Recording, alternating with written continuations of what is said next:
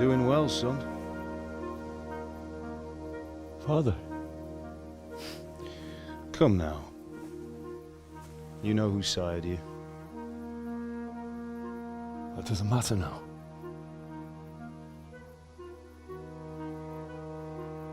I miss you, Emma. I miss you very much. You'll be fine. We're proud of you. For what? I let you down. I lost the sword. I let that bastard get away. Don't be so hard on yourself. There was nothing you could have done to save us. And someone has to live and carry the torch. As for the sword, it's just a thing. You didn't want me fighting. Now look at me. Standing up to evil isn't the same as sowing its seeds. You did what was right.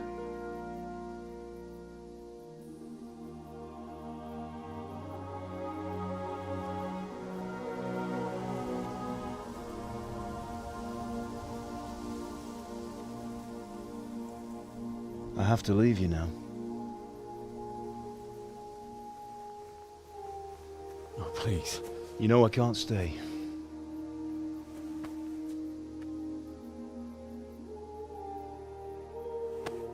Will I ever see you again? God knows.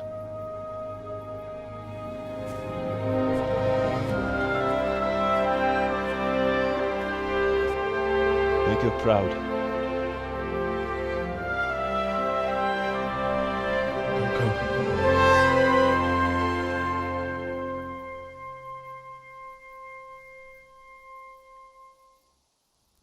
Don't go. Oh, don't go. No. What on earth were you dreaming about? I couldn't wake you, and it's well past dawn. Sir Radzig wants you at the upper castle. The lords are in council with Jobst. Right. I'll go straight away.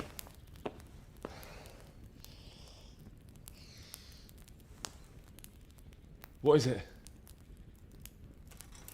It's just... I don't know how to address you anymore. All of a sudden you're Sir Radzig's son, hobnobbing with lords and ladies. And here's me, as common as muck. Oh, give over, you idiot. Do I look like a lord to you? Not really. You're as much a lord as I am a nun. And I've never looked good in a habit. Get out of here! Or I'll have you clapped in the stocks.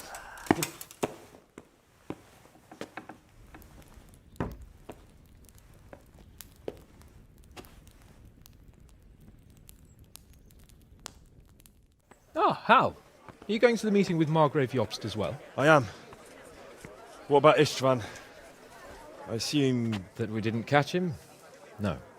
Because if we had, you'd be the first one to know. Have no fear. We'll get him eventually. I hope you're right. Anyway, let's go and see what Jobst wants from us.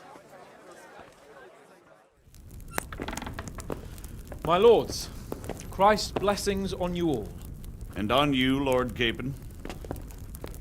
And this is my son, Henry. I didn't know you had a son, Sir Radzig. It came as a bit of a surprise to young Henry, too. This gentleman here is John II of Liechtenstein, a member of my council. I'm honored, gentlemen. Come join us. Margrave Jobst was just about to tell us the reason for his visit. Your Grace? I'm sure we're all agreed, Your Graces, that all this unrest must come to an end. This kingdom needs a king. Question is, which king? My cousin, Wenceslas IV, who is being held in captivity. I have to confess, my lord, that your answer surprises me a little. If I'm correctly informed, until recently you sided with your other cousin, Sigismund. That I cannot deny, and I have always stated my position plainly. But times have changed. How have they changed, Your Grace? Sir, there is one thing on which we undoubtedly concur. That King Wenceslas, unfortunately, did not inherit his father's gift for governing. Sadly, his failures have cost Bohemia, the nobles, and our whole Luxembourg family a great deal of money and effort. How did the king let it go so far, damn it? It's in his temperament. He cares only for wine, women, and the hunt. A king, in fact, who never wanted to be king. Then why didn't he just let his brother have the crown? Young sir, the crown weighs heavy when there are duties to be performed, but to surrender it means giving up great privileges too.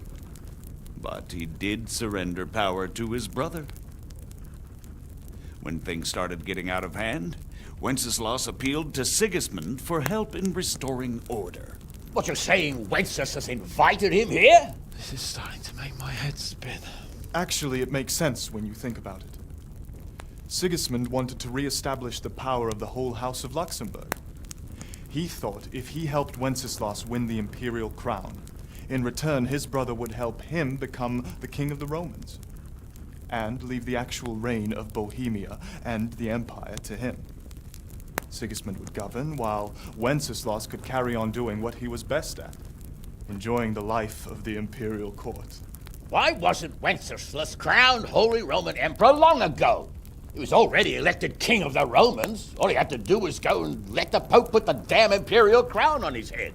Who knows? Maybe he'd prefer hunting and consorting with bathhouse wenches to spending time with the Pope.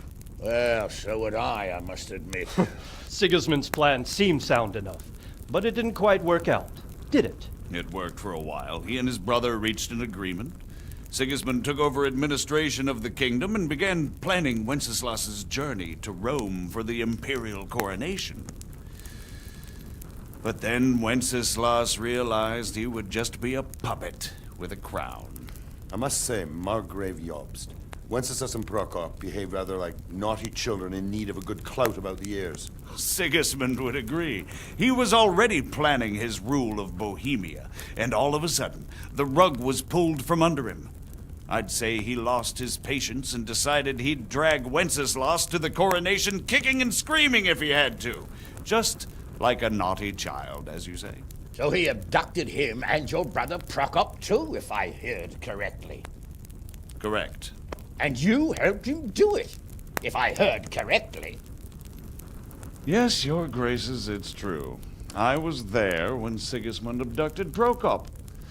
I thought everything could somehow be settled, that we could make my brother see sense.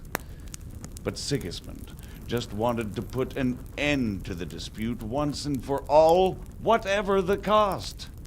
There was nothing I could do to stop him. And that's one of the reasons why I'm here.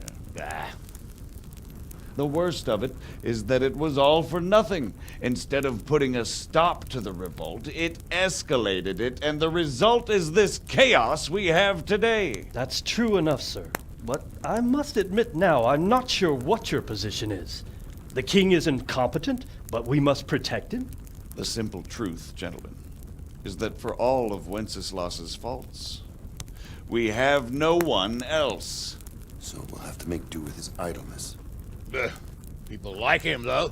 But what can we do now? Sigismund has the League of Lords behind him. Otto von Bergholf, Heinrich von Rosenberg. The situation has gotten completely out of control. Now even the nobles of the League of Lords are realizing that Sigismund wasn't the right choice. So now Bergholf is on your side. Are we to assemble an army together with him and face Sigismund on the field of battle? We're not in Hungary now. Such affairs may be settled elegantly, without unnecessary hostilities or expenses. I have negotiated an alliance with the Hungarian bishops, the Polish, and of course the Czech nobility, against Sigismund. Every day he is losing the ground under his feet, and that's why I need your help too. What kind of help, though? Sigismund has a massive army, and Rosenberg, Berghof, and Prague are behind him. Do you have an army you could face him with? But that's not what I mean at all. There's been a revolt against Sigismund in Hungary. partly due to my efforts. And now he'll have to choose whether he wants to gain the Bohemian crown, which is a very risky enterprise, or hold on to the Hungarian one. He can't have both. And there's a tough struggle awaiting him in Hungary. I'm not sure he'll win, and Rosenberg and Berghoff know it too. They're not stupid. If the Bohemian nobility stands together, they will turn. We are men of little consequence, Margrave. Radzig here lost everything because of his alliance with Wenceslas. Sir Divish came within a hair of the same fate. Even Rattay is defenseless against Sigismund and the League of Lords. What's more, Your Grace, King Wenceslas languishes in captivity in Vienna. He can't rule too well from there. And what do you propose? To sit with your arms folded till the Bohemian lands are turned to ashes like scarlets? We have to put a stop to this senseless war! And do you know, sir, what the true position of the League of Lords is? I'm not on the best of terms with them at this moment, so you'll have to ask them yourselves. Yes. Why not? I'll go and visit Berghoff at his castle and we'll see what he tells me. You know, that's not such a bad idea, young sir. True. Though a little risky. I doubt Berghoff would harm a blue-blooded envoy. And you can find out what he has to say about developments and what the League of Lords is planning. Then we'll decide what to do next. I'll help you compose a letter to him. I'd like Henry to come with me. Why not? He's proven himself an able investigator, and he'll also be a good bodyguard if anything should happen. And I'll send Sir John here to Gutenberg to be my eyes and ears there. I believe both your reports will help us get a better grip on the situation. When can you set out? Just as soon as I've packed my things. Excellent. Margrave Jobst and I will draft the letter. Get ready, and we'll meet back here. So, what do you think of Margrave Jobst, Bernard? From what I've heard about him, I wouldn't trust him if he told me rain was wet. I feel the same. It's never wise to trust a man who's turned his coat more than once. Exactly. And I don't buy that business with Prokop. He double-crossed his own brother, and the rest is just his cover-up. On the other hand, if anyone has a chance to oust Sigismund and keep the nobility on his side, it has to be Jobst. What do you think of Jobst's speech, Sir Robard? Honestly, lad, I wouldn't trust a word he says. He'll drag us into something, and when the going gets tough, he'll turn tail and leave us to deal with the consequences. And who is this Jobst exactly? He spent 20 years wrangling over Moravia with his brother, Prokop. Then they suddenly reconciled when Sigismund was captured in Hungary, and they went plundering there, claiming it was with the aim of liberating him.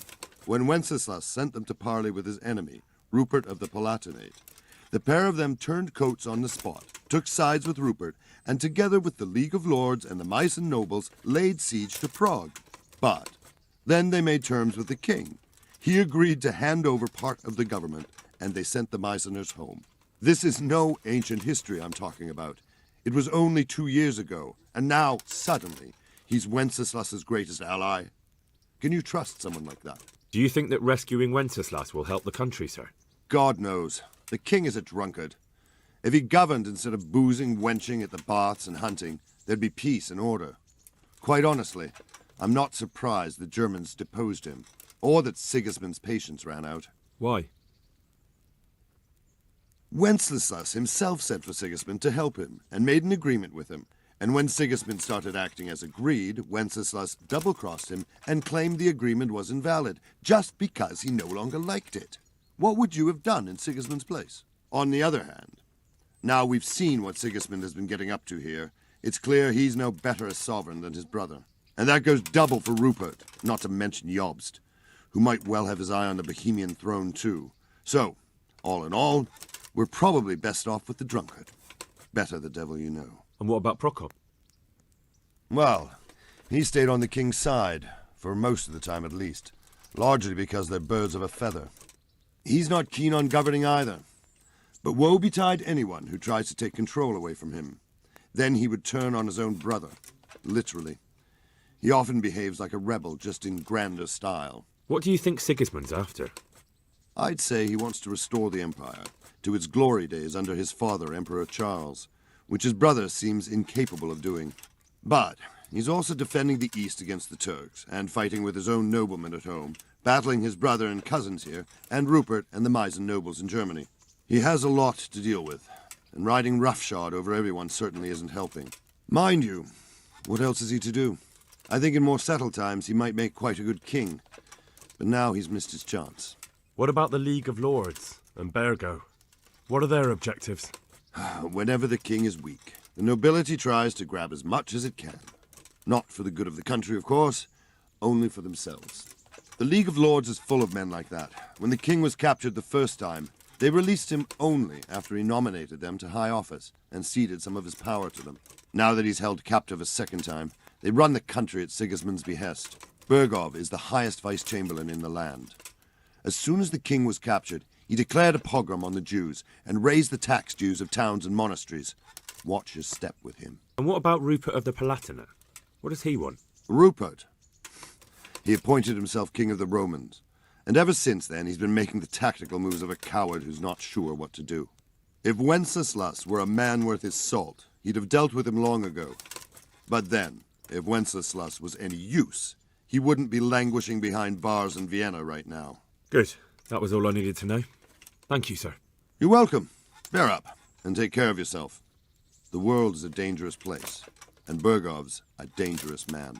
God be with you. So, it looks like you're off on a mission. Yes. I can't wait. I don't want to dampen your spirits, my boy, but watch out. These are evil times, and who knows what can happen along the way. Not to mention that Bergov is no saint. Don't worry. I know. You've shown you can fend for yourself, but do take care. You'll be travelling as Lord Capon's bodyguard. You'll be there to make sure nothing untoward happens to him. Keep your eyes peeled and your ears wide open. What Bergov tells you is one thing, but what you see may be quite another. Rest assured, Father.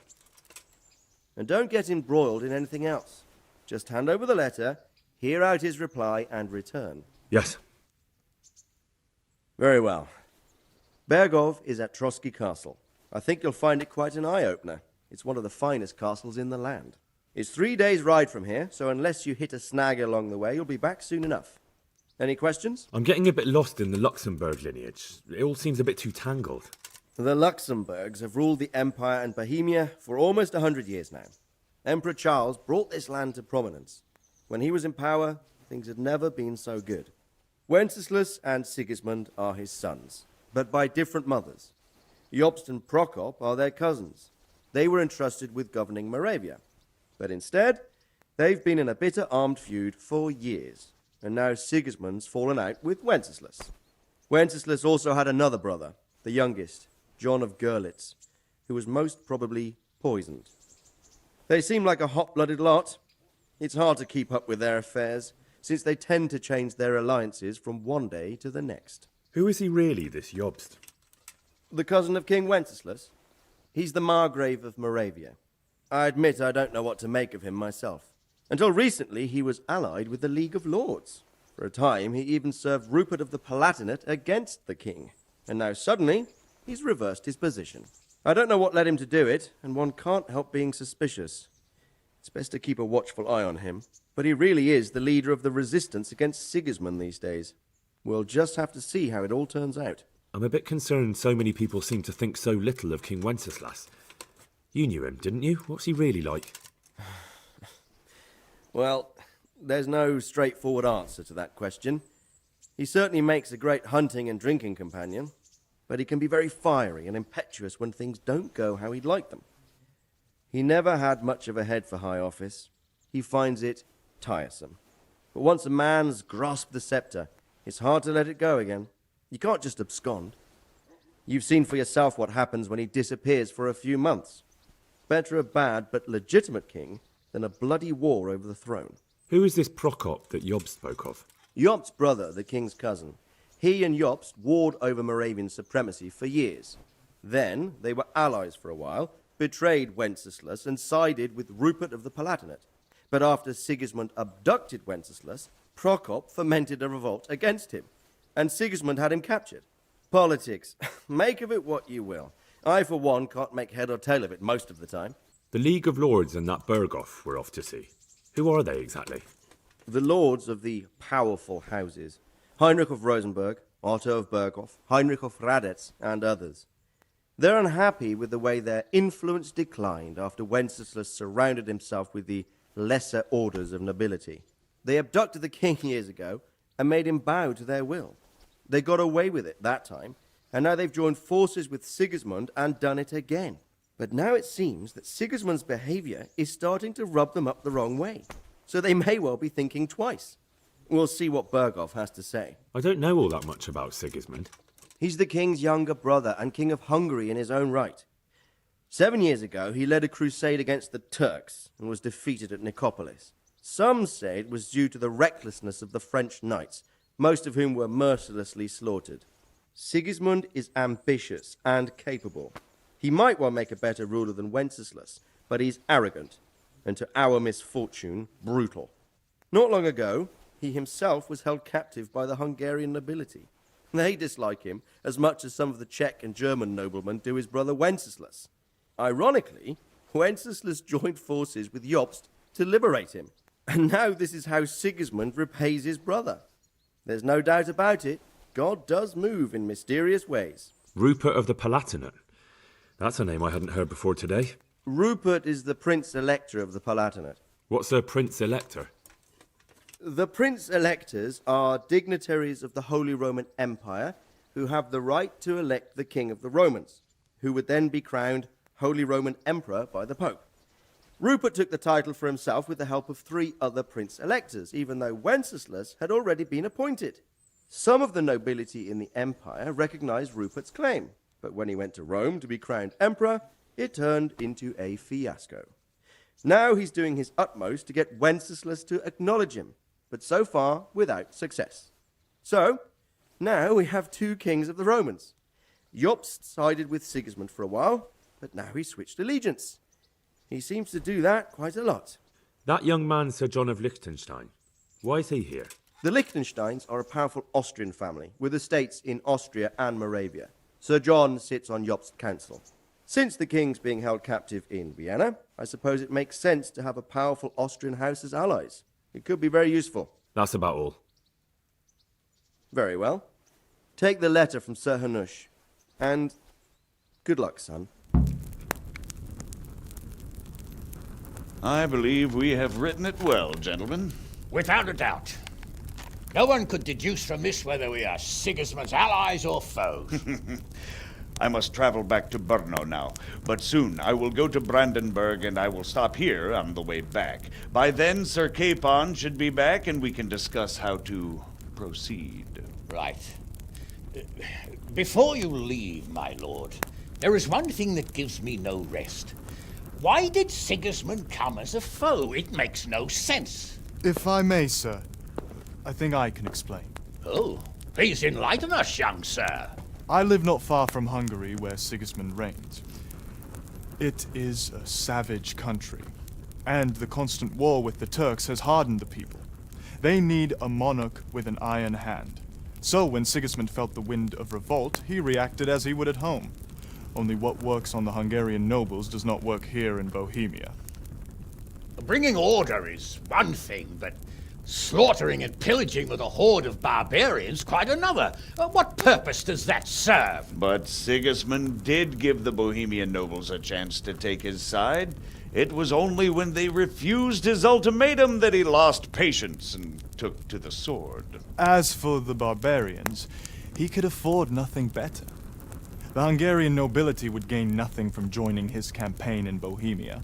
He didn't have enough coin for a regular army, and so he recruited the Cumans.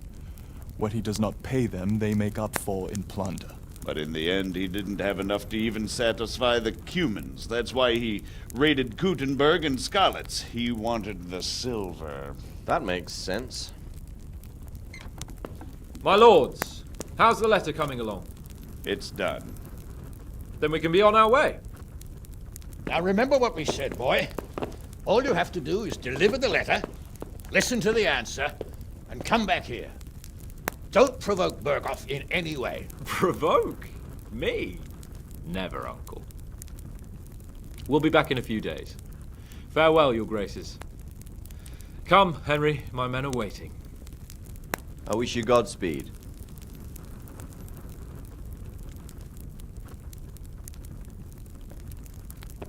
So, can we set off now, Henry? Of course. I can't wait. So, to horse! The Lord of Burgov is bound to be waiting us eagerly. So, how is life as a high-born bastard? I'm getting used to it. What about Rodzig? Has he accounted for not owning up to you the whole time? He explained it. All will be well, I think. Glad to hear it. It's far more acceptable for a nobleman to befriend a noble bastard than a blacksmith's son. Mind you, don't come to blows with a blacksmith, my young lord. What do you think about Sir Jobst and his plan? Well, I admit all the scheming has me a little lost. I thought Sigismund was the devil, Wenceslas a martyr, those on his side the heroes, and those against him the villains. I believed we'd rescue the king and all would be well again, but now it looks a lot more complicated. Exactly. I didn't expect the noble lords to be as noble as the angels, but I hadn't expected such a sewer. They behave like children. I can't fathom how after all this backstabbing they're somehow still on speaking terms. I don't know either. Beggar's belief. Did you know that King Wenceslas is such a... Feckless drunkard? Not really. And to be honest, I'm not sure I wanted to know. I slept better believing my fate was watched over by a wise and powerful monarch. So did I. What a dismal world when you can't keep trust in your own king. On the other hand, times were better with him here than with him gone. Isn't that the truth? What do you think of Sigismund? If I were him, I'd have had enough of my brother even sooner. But he's a monster. Look at what those hordes of his are getting up to here. What he did in Skalitz. True enough. On the other hand, if Wenceslas and Prokop hadn't double-crossed him, none of this would have happened. No one forced him to burn Skalitz. That's a fact. But he couldn't let them shit all over him either. Not that I'm defending him. He's a weasel. No doubt about that. Do you know anything about Prokop? Ha! Sir Hanush could tell you a thing or two about him. Why?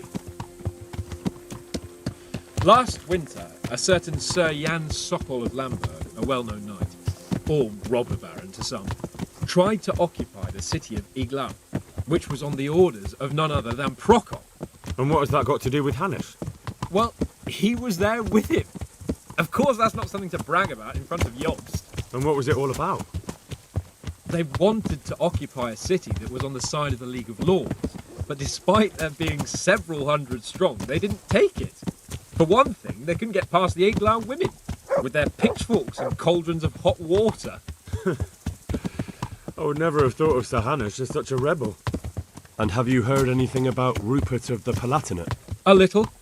He can't manage even to wrest power from a king who doesn't much care for ruling and isn't fighting back. That doesn't seem like a man who has what it takes to rule. And that's all I need to know. And that Burgov we're going to see, do you know anything about him? I haven't heard much good about him, but I have a feeling that some other nobles are quite in awe of him. And his castle is apparently quite impressive. I'll be interested to see for myself. And what about the League of Lords? Wealthy, pompous. The king doesn't seem to like them much. He's chosen to let the lesser ranks of the nobility into his circle, men like your father. I admit I don't blame him one bit. But the lords weren't happy about their lost influence, so they put their foot down. If I were Wenceslas, I'd have let them hang after they abducted me the first time. But he gave them seats at the provincial council? Little wonder they're back at their old tricks. How about it, Henry? Can we go? Are you ready for this? Of course. At last I'll get to see more of the country and have a bit of an outing. Quite.